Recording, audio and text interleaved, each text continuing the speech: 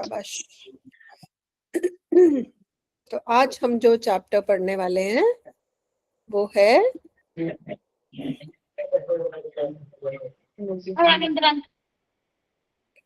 एक सेकेंड दीजिए मुझे।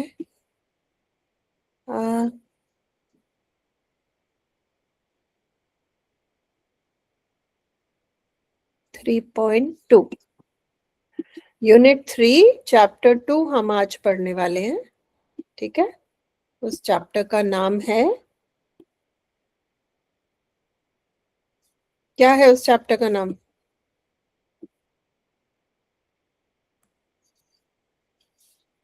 The song of songs. मैं अभी स्क्रीन शेयर करती हूँ। ठीक है, आज हम ये वाला चैप्टर पढ़ने वाले हैं, द सॉन्ग ऑफ सॉन्ग्स। तो कितने बच्चों को सॉन्ग्स पसंद है? गाना गाना, गाना सुनना पसंद है? मुझे भी पसंद है ना। म्यूजिक से जिंदगी में, हमारे तीज त्योहारों पे, हमारे जन्मदिन पे, हमारे जब भी खास मौके होते हैं उसमें म्यूजिक का बहुत बड़ा रोल होता है। स्कूल में कोई फंक्शन होता है, कोई गेस्ट आता है, तो सिंगिंग उसका एक बहुत इम्पोर्टेंट हिस्सा है। ठीक है, हम सब तो ये जो कहते हैं कि do you listen to music और सॉन्ग्स, मुझे लगता है शायद ही कोई होगा जो म्यूजिक या गाने नहीं सुनता। जब आप म्यूजिक कहते हैं तो ये इंस्ट्रूमेंटल म्यूजिक भी हो सकता है। कुछ लोग सितार वादन सुनते हैं, गिटार,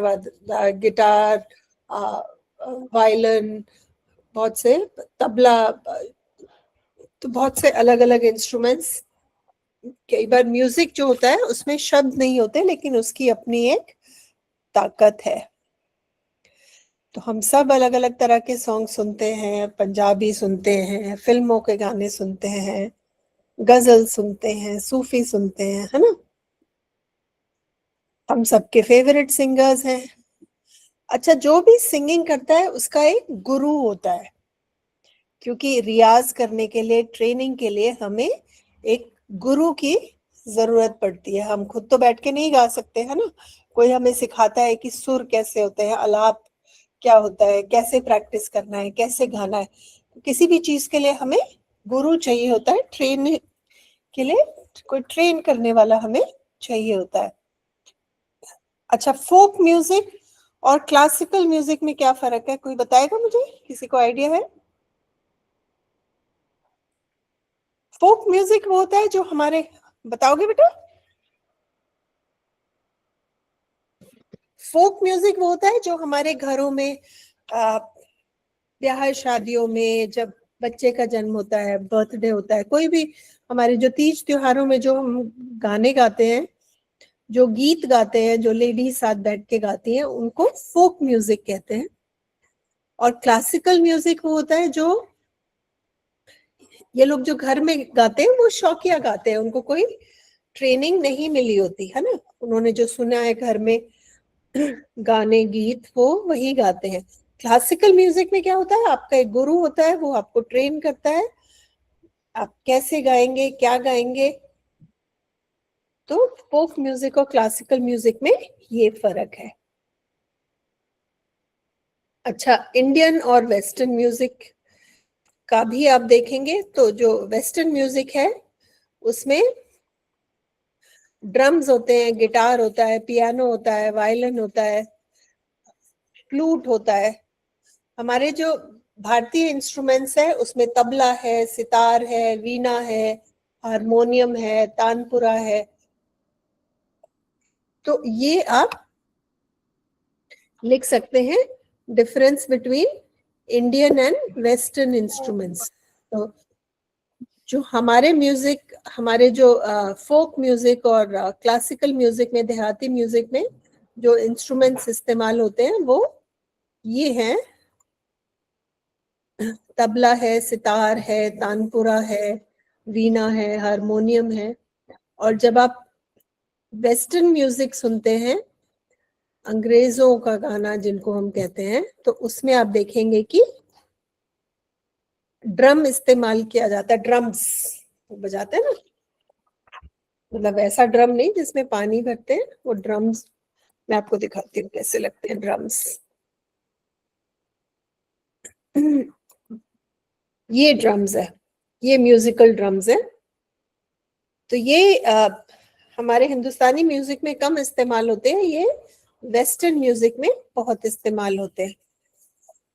ठीक है, तो गिटार है, पियानो है, वायलिन है, फ्लूट है, ये सब वेस्टर्न इंस्ट्रूमेंट्स हैं। A rag or a raga is a music piece in Indian classical music which is sung or played in a combination of 5 to 6 basic notes. तो राग एक म्यूजिक कॉम्पोजिशन होता है जो 7 सुरों पे निर्धारित है। सा रे गा मा पा धा नी सा, ये 7 सुर है। इनमें इन पे राग है वो इस पे आधारित है।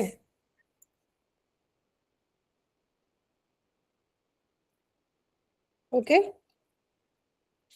मैं आपको दिखाऊं एक चीज, ये देखो, ये राग थेरेपी है फ्रॉम एंशियंट भारत। कहते हैं कि हमारे जो राग हैं वो बीमारियों को भी ठीक करते हैं। जैसे सिर दर्द के लिए राग भैरव है, अस्थमा के लिए राग मलकौसर ललित है, ब्लड प्रेशर के लिए राग भूप है, डिप्रेशन और मेंटल स्ट्रेस के लिए राग मधुबती है।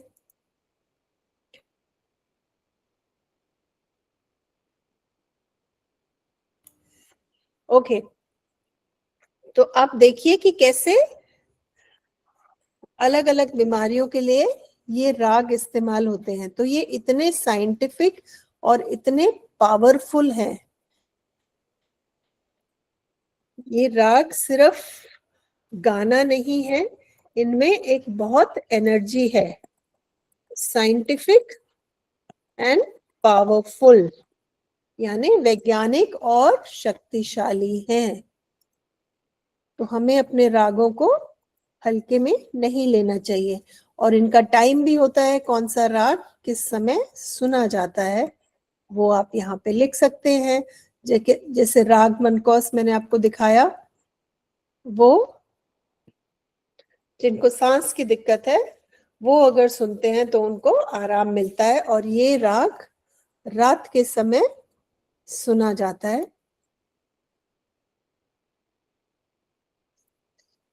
ठीक है, जैसे राग भैरव है वो सुबह सुबह अर्ली मॉर्निंग सुना जाता है।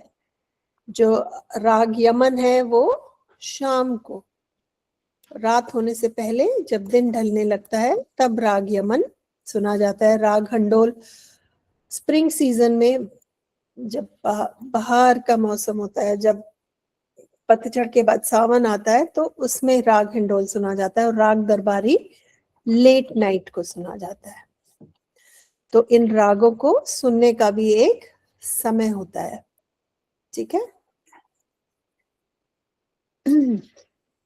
चलो अब हम ये अकबर के समय की एक कहानी है। हम तानसेन का आपने नाम सुना होगा।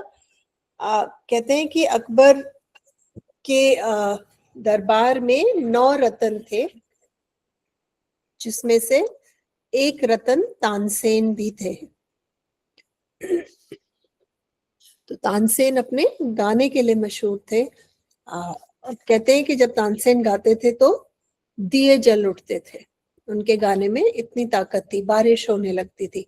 तो जो वो राग गाते थे उस तरह का वो प्रभाव रखने की क्षमता रखते थे। Slowly, gently, the exhausted musician laid his tanpura on the carpet. The exquisite strains of Rag Darbari still vibrated within the hall. Emperor Akbar looked up, his eyes lit with admiration. Wonderful, he said. Superb. I listen to you every day, but I can't have enough.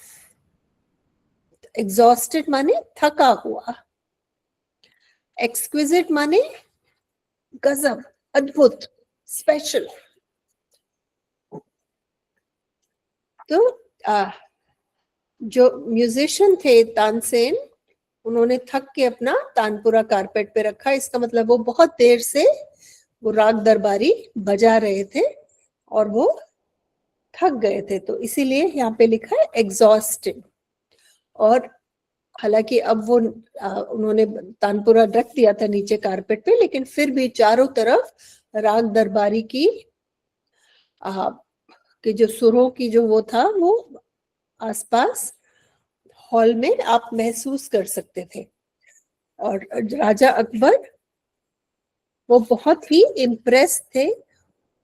वो कहते थे कि मैं तुम्हें जितना भी सुन लूं तानसेन, मेरा जी नहीं भरता, मेरा मन करता है मैं तुम्हें सिर्फ सुनता जाऊं और तुम मेरे लिए अलग अलग राग बजाते जाओ। I think you have the most wonderful voice in the world, said Akbar.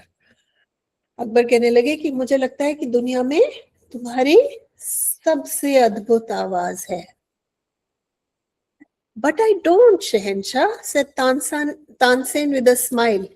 There is someone who sings far better than I do. Tansen ने मुस्कुरा के कहा कि नहीं, ऐसा नहीं है शाहजहां, कोई है जिसकी जो मुझसे भी बेहतर गाता है। Really? cried the disbelieving Akbar. Then I must have him sing in my court. Can you arrange it? Akbar कहते हैं अच्छा, तुमसे भी अच्छा गाता है, ऐसे कैसे हो सकता है? तो फिर उसको बुलाइए,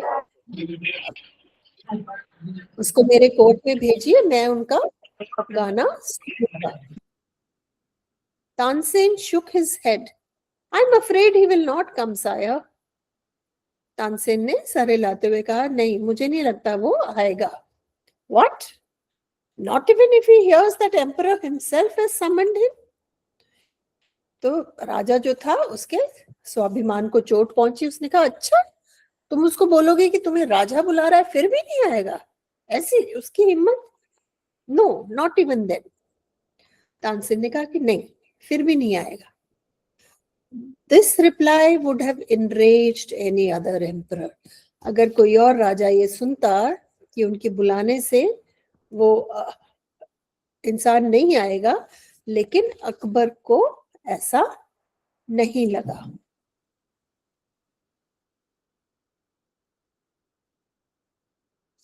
ठीक है, लेकिन अकबर अलग किस्म के इंसान थे। Very well, Ustad ji, said Akbar, smiling into Tansen's half-scared eyes. If he doesn't come, I shall go to him myself. Will you take me to him? तो अब तानसेन की आंखों में डर भी था कि अगर मैंने राजा को बोला कि वो नहीं आएंगे आपके कहने से, तो ऐसा ना हो कि राजा नाराज हो जाए। तो ये देख के अकबर मुस्कुराए। उन्होंने कहा कोई बात नहीं, अगर वो मेरे पास नहीं आएंगे तो हम उनके पास चले जाएंगे। क्या तुम मुझे उनके पास लेके जाओगे? Yes, sire, provided you do not come as the emperor of Hindustan. Tansen ने कहा बिल्कुल ले जाऊंगा, लेकिन आप राजा बन के मेरे साथ नहीं जाएंगे। I shall go as a humble lover of music. कहते मैं एक गाने का शौकीन बन के वहां जाऊंगा, राजा बन के नहीं।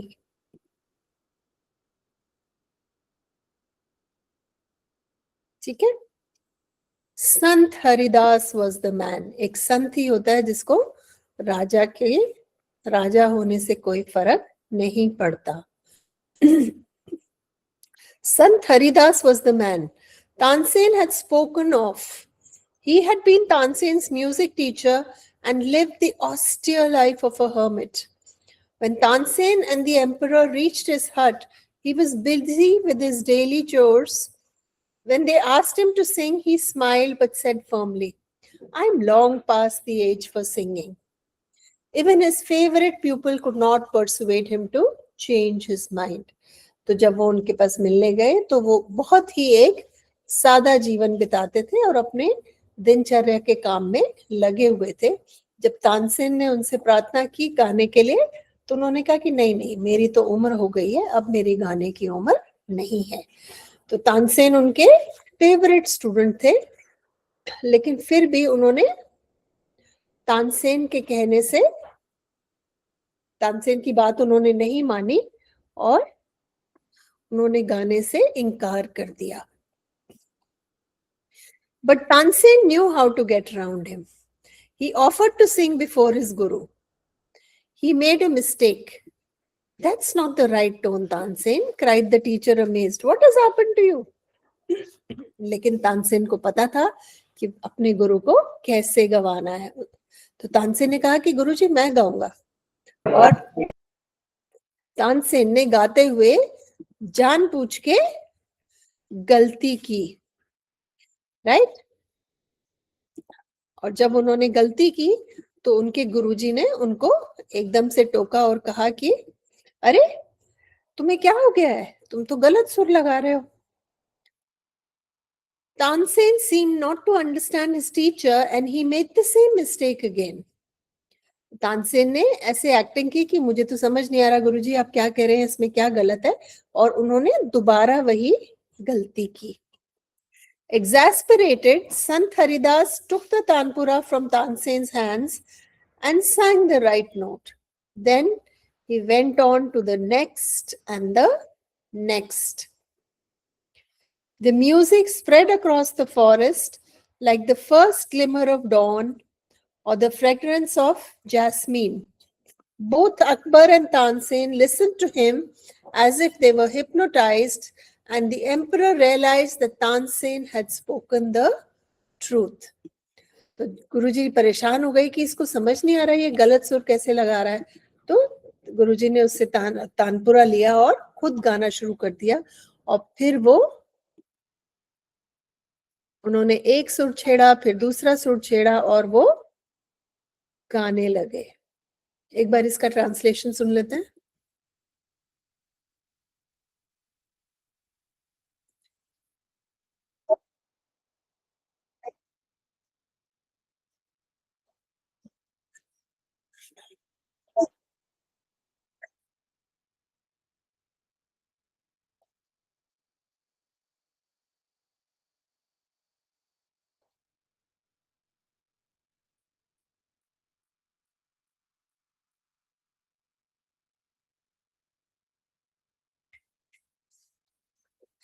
ठीक है. तो अकबर को समझ में आया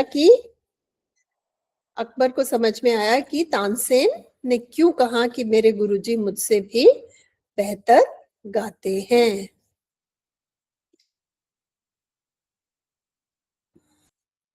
As they walked back, the emperor suddenly broke the silence to ask Tansen, "Why don't you sing like him, Ustad ji?" तो उन्होंने जाते हुए अकबर ने पूछा तानसेन से कि तुम क्यों नहीं गा पाते हो गुरुजी के, उस्ताद जी किस तरह, गुरुजी की तरह. Tansen smiled. Shahenshah, I sing at your command, the command of the Emperor of Hindustan. But Guruji sings for one who is the master of even kings, God. His music springs from the depth of his soul, free and unasked for. How can I expect my music to be so beautiful and divine? तो वो उन्होंने जवाब दिया कि मैं आपके लिए गाता हूं, एक राजा के लिए, और जो मेरे गुरुजी गाते हैं वो भगवान के लिए गाते हैं, तो मैं उनके जैसा कैसे गा सकता हूं. राइट. कितना अच्छा जवाब दिया उन्होंने.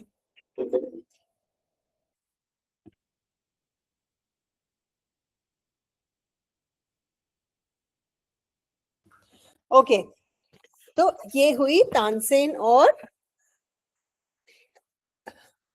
गुरु, उनके गुरुजी की कहानी. इसीलिए हम सुरों की बात कर रहे थे, क्योंकि हमारा जो चैप्टर है वो उसी पर बेस्ड है. ठीक है. तो अब क्वेश्चंस देख लेते हैं. पहले जो मार्जिन में क्वेश्चंस हैं, पहले उनके आंसर देख लेते हैं हम. Who is the musician? यहाँ पे म्यूजिशियन है Tansen. Tansen is the musician. How does Emperor Akbar praise Tansen? I think you have the most wonderful voice in the world.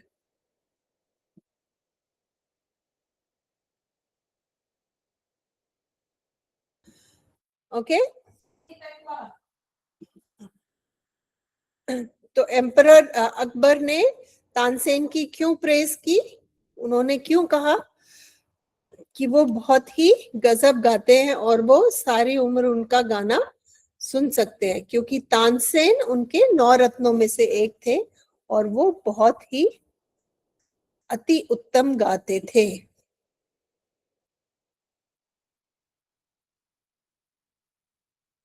ठीक है?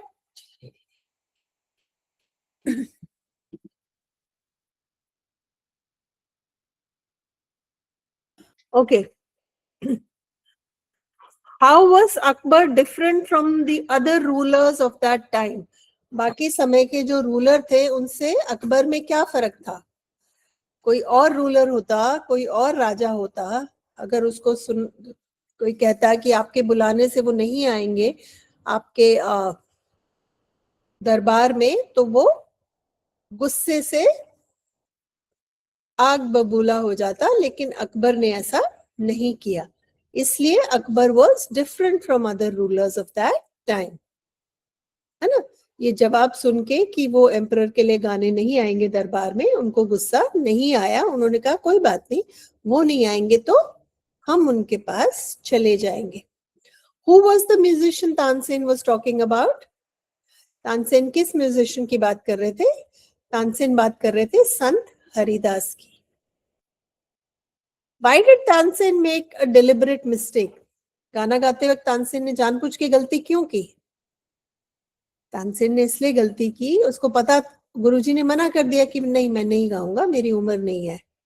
लेकिन तानसेन को पता था कि अगर उन्होंने गलत गाया तो गुरुजी उनकी गलती ठीक करने के लिए जरूर गाएंगे. है ना? तो इसलिए तानसेन ने गाया ताकि वो गलती, उन्होंने जानबूझ के इसलिए गलती की ताकि गुरुजी उनकी गलती ठीक करने के लिए गाए और राजा अकबर को उनका गाना सुनने का मौका मिले. What is music that spread across the forest compared to?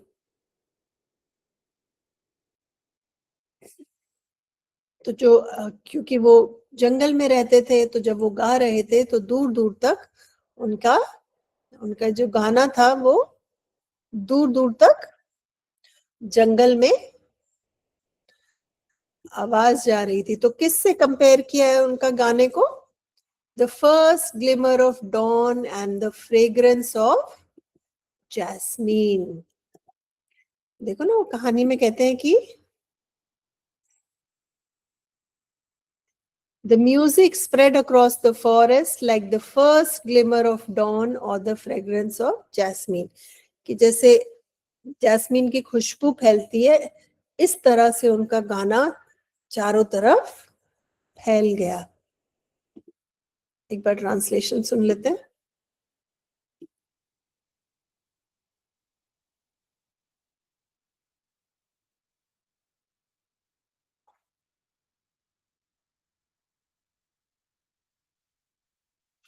ठीक है? ओके, अब आगे के क्वेश्चन चलते हैं. What reason did Tansen give for Guruji's outstanding music? तो क्या रीजन दिया तानसेन ने कि उनके गुरुजी उनसे बेहतर क्यों गाते हैं? उन्होंने कहा कि मैं आपके लिए गाता हूँ, राजा के लिए, और मेरे गुरुजी भगवान के लिए गाते हैं, इसलिए उनका गाना मुझसे बहुत बेहतर है. चलो अब इन क्वेश्चंस पे आ जाते हैं. Frame your sentences using these words and phrases. इन शब्दों से आप अपने वाक्य बनाइए. वंडरफुल, वंडरफुल माने बढ़िया. He is a wonderful painter. She is a wonderful singer. ठीक है. तो वंडरफुल माने बढ़िया, अद्भुत.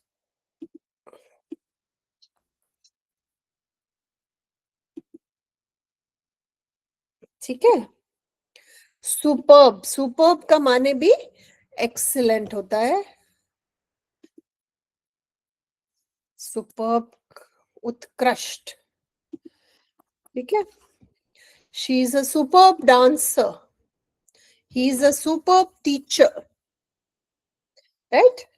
वेरी वेल, जब कोई कोई काम अच्छे से करता है. ही कुक्स वेरी वेल, वो बहुत अच्छा खाना बनाता है. शी टीचेस वेरी वेल, वो बहुत अच्छे से पढ़ाती है. ठीक है. सो ब्यूटिफुल एंड डिवाइन, सुंदर और दैविक. कुछ चीज बहुत सुंदर होती है, बिल्कुल दिव्य होती है ना. Right.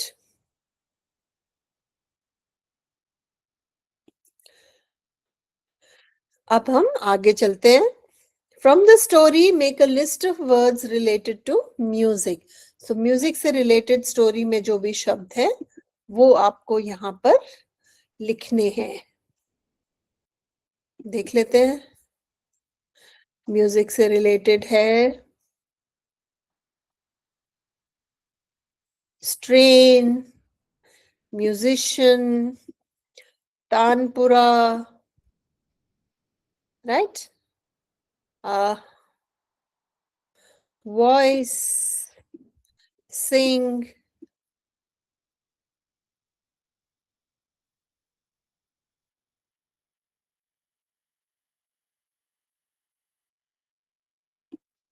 humble lover of music, singing. ये सब शब्द म्यूजिक से रिलेटेड हैं. ये आप यहाँ पर लिस्ट कर सकते हैं. ठीक है. Who said this to whom and when or why? ये कहानी में किसने कहा, किससे कहा, कब और क्यों.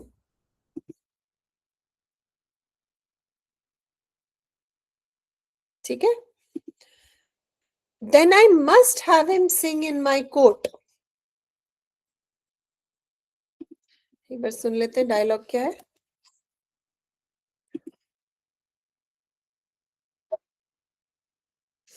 ये अकबर ने कहा, है ना. Who said? Akbar. To whom? To Tansen. कब कहा? जब तानसेन ने कहा कि एक इंसान है जो मुझसे भी बेहतर गाता है. ठीक है. सेकंड देखते हैं. I shall go as a humble lover of music.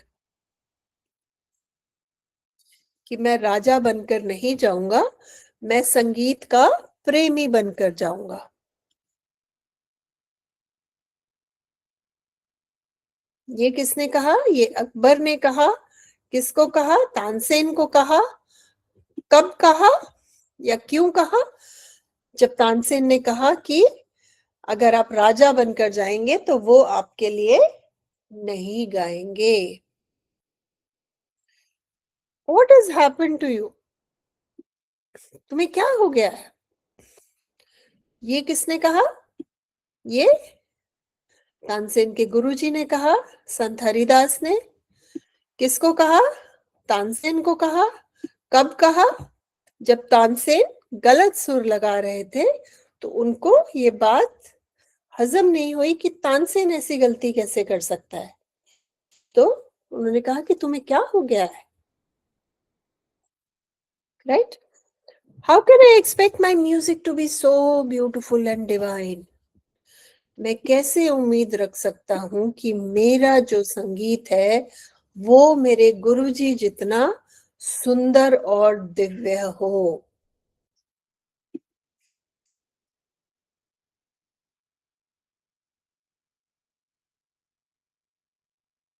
ये किसने कहा? तानसेन ने कहा। तानसेन ने कहा, किसको कहा? राजा अकबर को कहा। कब कहा? जब राजा अकबर ने पूछा कि तुम ऐसा क्यों नहीं गा पाते जैसा तुम्हारे गुरुजी गाते हैं। ठीक है। Match the sentences with their types. ठीक है। ये टाइप्स 5 तरह के सेंटेंसेस होते हैं। एक होता है स्टेटमेंट जो आपको कुछ बताता है। एक होता है नेगेटिव जिसमें नॉट होता है, नो होता है, नो या नॉट होता है, वो नेगेटिव सेंटेंस होता है। एक होता है एक्सक्लेमेटरी जिसमें एक स्ट्रॉन्ग इमोशन होता है, जिसमें बहुत गुस्सा, बहुत उदासी, बहुत परेशानी, बहुत खुशी, जिसमें बहुत भावुक जो अभिव्यक्ति होती है उसको, उसमें एक्सक्लेमेटरी सेंटेंसेस इस्तेमाल किए जाते हैं। इंटेरोगेटिव होता है जब आप सवाल पूछ रहे हैं। कहते हैं ना पुलिस इंटेरोगेट करती है ना, पुलिस सवाल पूछती है। तो इंटेरोगेटिव वो वाक्य जो सवाल पूछ रहा है उसको इंटेरोगेटिव कहते हैं। ठीक है। इंपेरेटिव होता है जो ऑर्डर दे रहा है, जो कमांड दे रहा है, उसको इंपेरेटिव सेंटेंस कहते हैं। What has happened to you, ये सवाल पूछ रहा है तो ये इंटेरोगेटिव होगा। I am long past the age of singing, ये स्टेटमेंट है। वंडरफुल, ये एक्सक्लेमेटरी है, इसमें स्ट्रॉन्ग फीलिंग्स हैं। No not even then, no not even then, ये नेगेटिव सेंटेंस है, इसमें नो है। अगर नो या नॉट दोनों में से एक भी हो तो नेगेटिव सेंटेंस हो जाता है।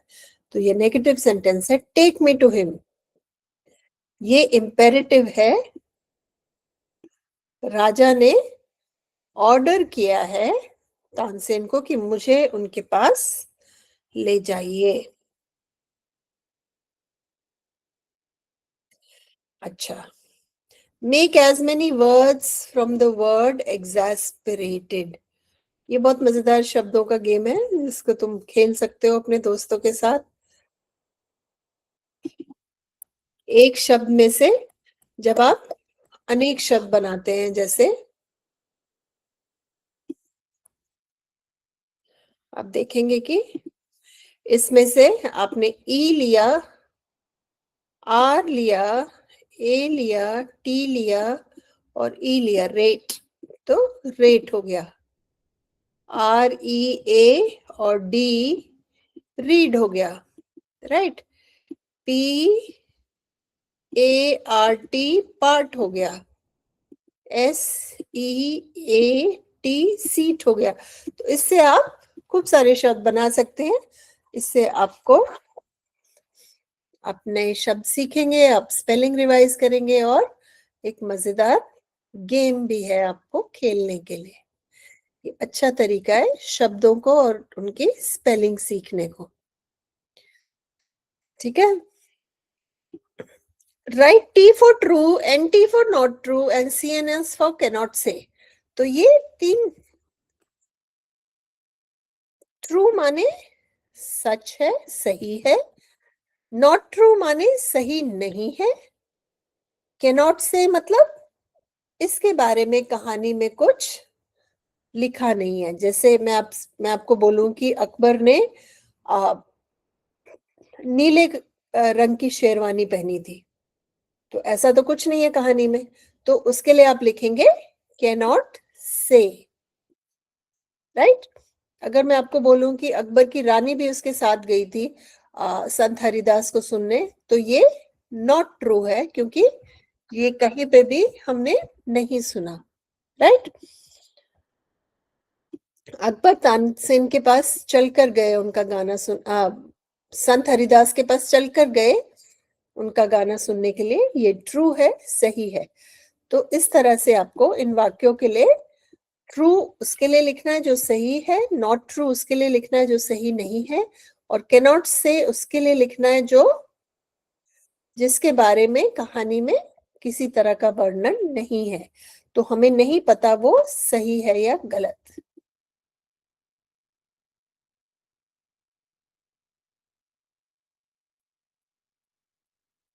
ठीक है। Emperor Akbar greatly admired Tansen's music, but now he was bored with it. कि अकबर को तानसेन का गाना बहुत पसंद था, लेकिन वो उसका गाना सुन सुनकर बोर हो गए थे। अब उनको तानसेन का गाना पसंद नहीं आता था। ये नॉट ट्रू है, क्योंकि कहानी में हम देखते हैं कि अकबर कहते हैं कि मैं तुम्हें कितना भी सुन लूं, मेरा मन नहीं भरता। तो ये नॉट ट्रू है। Akbar was arrogant and expected all his subjects to obey his commands. Akbar घमंडी था और वो उम्मीद करता था कि सब मेरा कहना मानेंगे। ये नॉट ट्रू है। क्यों? क्योंकि जब अकबर ने सुना कि संत हरिदास कि नहीं आएंगे उसके दरबार में उसके लिए गाने, तो उसने कहा कोई बात नहीं, हम उनके पास चले जाएंगे। तो ये जो सेंटेंस है ये नॉट ट्रू है, ये सही नहीं है। गुरुजी रिकॉग्नाइज द किंग। गुरुजी ने राजा को पहचान लिया।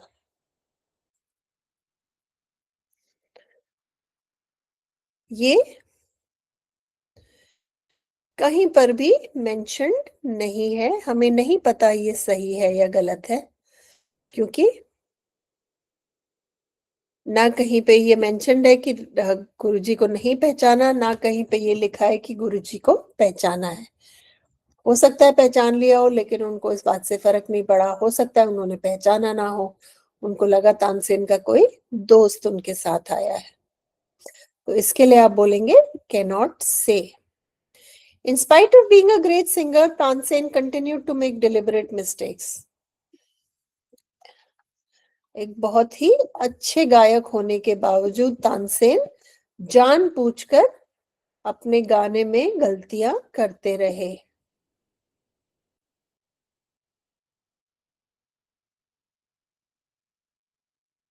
ये सही है। तानसेन जानबूझकर गलती कर रहे थे ताकि उनके गुरुजी उनको उनकी गलती को सुधारने के चक्कर में उनके लिए गाए। क्योंकि बोलने से तो गुरुजी गा नहीं रहे थे, वो कह रहे थे नहीं मेरी उम्र हो गई, मैं नहीं गाऊंगा, मैं ये सब अब मैंने छोड़ दिया है, अब मैं नहीं गाता। तो गुरुजी को गवाने का ये तानसेन का एक तरीका था।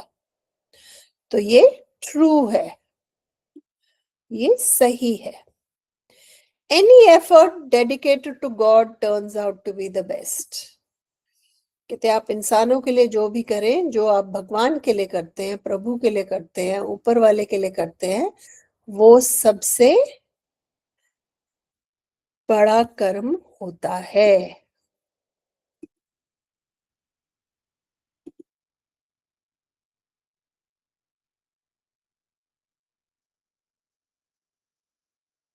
ठीक है, तो ये सही है, ये ट्रू है। ये हमने देखा कि संत हरिदास तानसेन से बेहतर गायक क्यों थे। ठीक है। Discuss and write briefly. What would happen if Emperor Akbar would summon Sant Haridas? अगर राजा अकबर हरिदास को, संत हरिदास को अपने दरबार में बुलाते तो क्या होता?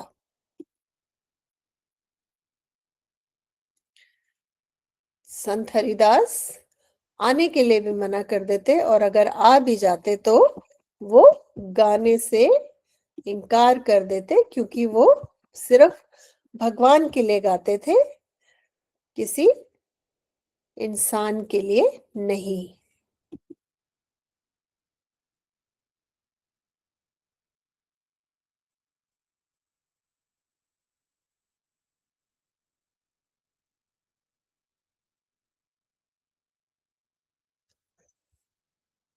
अच्छा, ये आप लोगों ने देखा होगा बहुत सा, कई बार अंधे लोग, कोई अंधा होता है, भीख मांग रहा है और वो रेलवे स्टेशन पे या बस स्टैंड पे या गलियों में गा रहा है।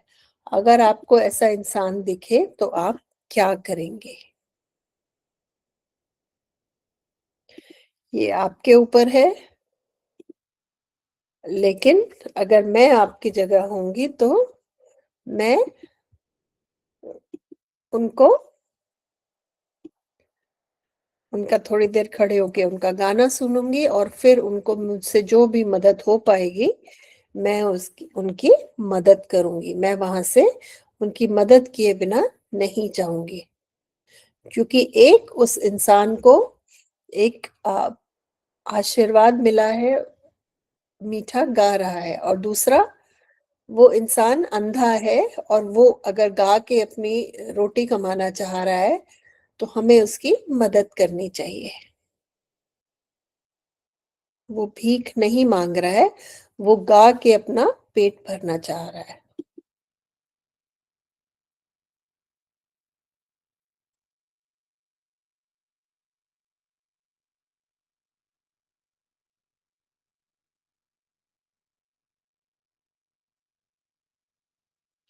ठीक है, ओके।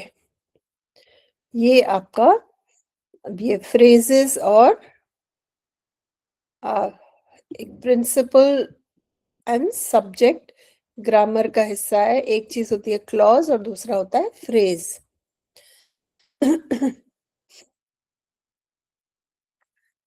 जैसे made of cotton, he wore a shirt made of cotton.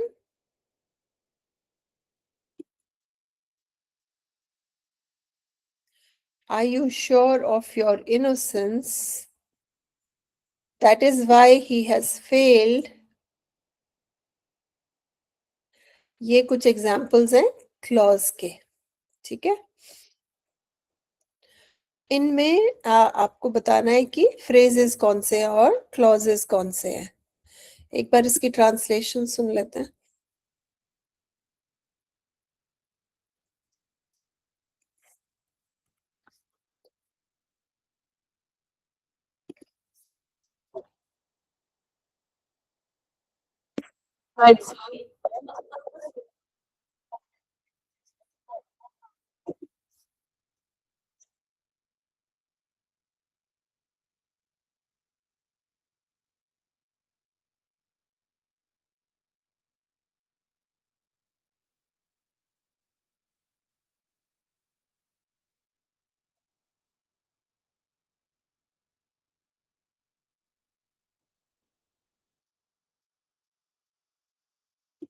ठीक है,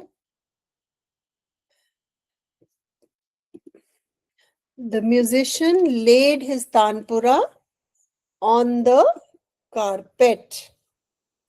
ऑन द कारपेट क्या है? एक फ्रेज है। ठीक है, there is someone who sings far better. There is someone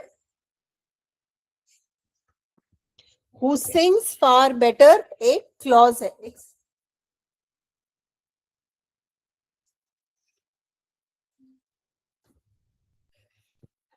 क्यों क्लॉज है? क्योंकि आप देखेंगे कि देर इज समवन अपने आप में एक पूरा वाक्य है, तो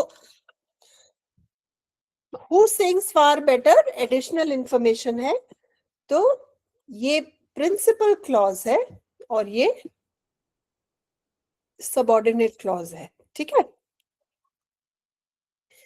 he had been Tansen's music teacher and he lived the life of a hermit।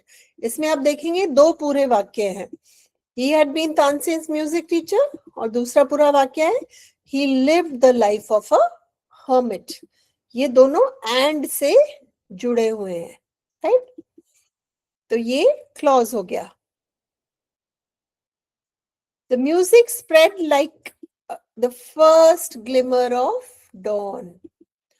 First glimmer of dawn भी फ्रेज हो गया। From the depths of his soul भी फ्रेज हो गया।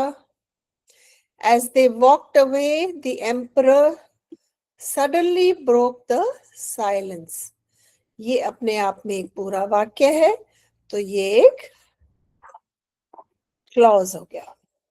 ठीक है, अब आपको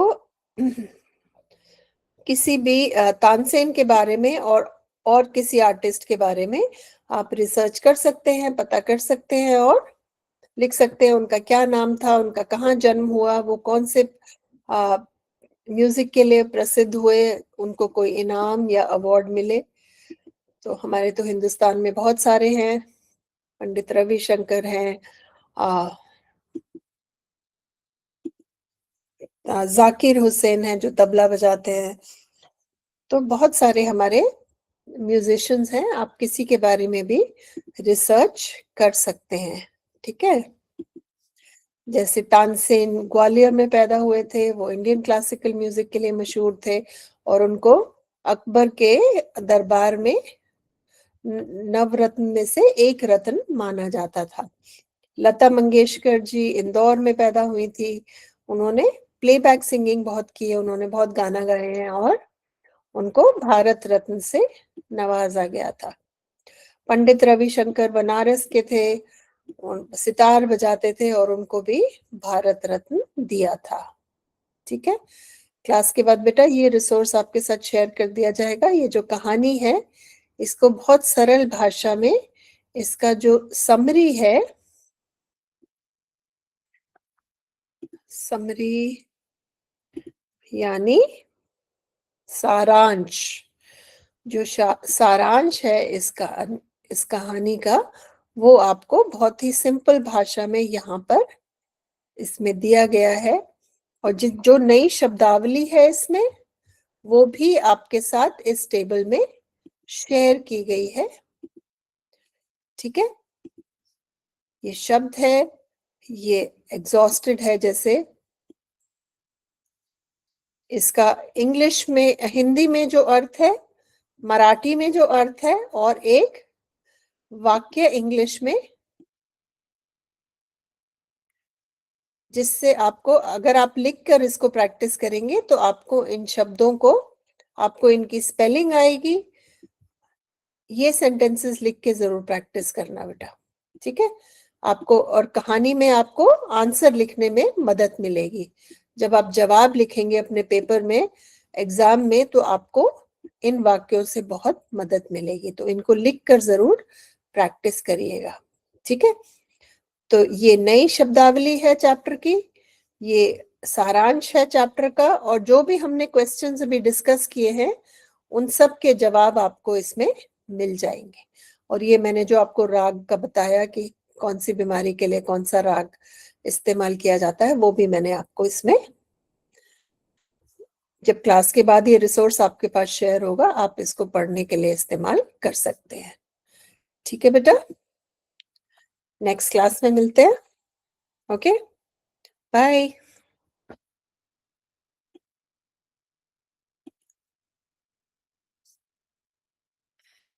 रिकॉर्डिंग।